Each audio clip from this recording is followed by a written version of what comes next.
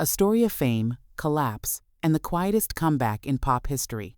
She stood in front of the mirror, staring not at her reflection but at the layers she had spent decades building.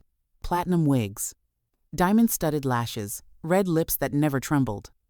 The woman in the mirror was Lady Gaga, but inside, Stefani Joanne Germanotta was screaming. The world knew her as fearless, as a trailblazer, as a genius. But there was a moment, a day, a rupture in time when she vanished. Not from the stage.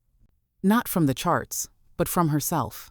This is the story of the day Lady Gaga couldn't be Gaga. It didn't begin with fame. It began with piano lessons in a Manhattan apartment, when a 4-year-old girl used her tiny fingers to push back against silence. By the time she was 13, she had written her first ballad. At 17, she was performing under dim lights in downtown bars, wearing clothes that screamed louder than her voice ever could. Stefani was quiet. Gaga was the scream. She became a master of transformation. The meat dress, the space helmets, the black tears painted under her eyes. Every performance a spectacle. Every spectacle a mask. But behind the curtain, she was unraveling. Most people don't know about the note. It wasn't a song lyric. It wasn't even meant for anyone to read. It was scribbled on the back of a tour set list during her Born This Way ball in 2013. It said, "I am terrified of being real." No one saw it, except one assistant who later claimed she found it in a hotel trash can. Gaga never spoke of it, but the handwriting was hers, the confession unmistakable. By 2017, the pressure had become unbearable. Gaga was battling fibromyalgia, chronic pain that spread through her body like fire under skin. Doctors gave her pills. Fans gave her expectations. Her team gave her more dates. The world gave her a crown, then tightened it until it hurt. And then she disappeared. Not from the press. She still posted. She still smiled. But something was gone. Her eyes lost their spark. Her voice, though technically perfect, sounded like it was coming from a distance. As if Gaga was performing Gaga. Then came the psychosis. She would later confess quietly in a rare interview, "I didn't know what was real. I thought people were watching me through the walls. I was so scared." She began hearing voices, not the crowd, but whispers that questioned her worth. She stopped recognizing her own face in the mirror. She wore her personas like armor, but inside she was collapsing. One night, in a 5-star hotel in Vienna, she locked herself in the bathroom for 2 hours. Her team panicked. She refused to come out. When she did, she simply said, "It's too loud in here." There was no sound. It was during this time that she wrote a letter, a private one, addressed to no one. She called it "The Silence Before the Song." In it, she wrote, "I have played every character, the pop star, the rebel, the victim, the savior, but I've forgotten how to play me. No one knows where the letter is now." Some say it's locked in her personal archive. Others believe she burned it, but one line would later appear, faintly, on the inside cover of her Chromatica vinyl. "If you can't be yourself, the show is over."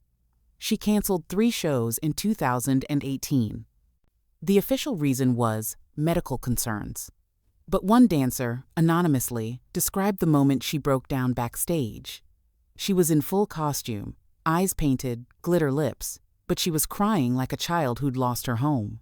She kept saying, "I don't know who I am. I don't know who I am." That night, the stage lights never came on. Fans waited. The announcement came an hour later. Due to unforeseen health circumstances, tonight's show has been canceled. What they didn't say, the Gaga the world knew, had just cracked open. Then, silence. For 6 weeks, she posted nothing. No interviews, no pap shots. Her team went dark. And then, like a whisper, she returned. But not as Gaga. In a stripped-down performance for a mental health charity, she appeared wearing only a simple black turtleneck, minimal makeup, and no theatrics. She sat at a piano and said, "Before I was Gaga, I was a girl with a piano. That's who I'm bringing to you today." She played a song no one had heard before. It didn't have a name. She didn't announce it. But the lyrics said, "You told me to be a monster, so I put on a show. But when I took off the costume, no one wanted to know." The video of that performance was never officially released. but a grainy phone recording leaked. It now has 23 million views on an anonymous fan account.